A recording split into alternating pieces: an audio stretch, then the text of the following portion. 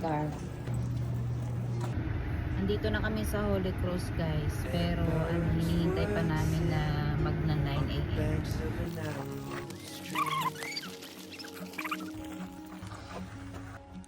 Cool ni Kuya. Oh, thank you. I appreciate it. Thank you. Yeah, you go inside.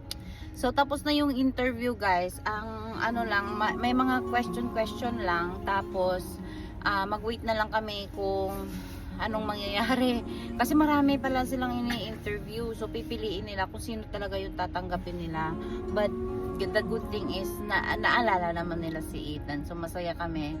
Masaya kami kasi kahit paano ay naalala nila si Ethan. So, uuwi na kami guys. Kasi sobrang lamig ngayon.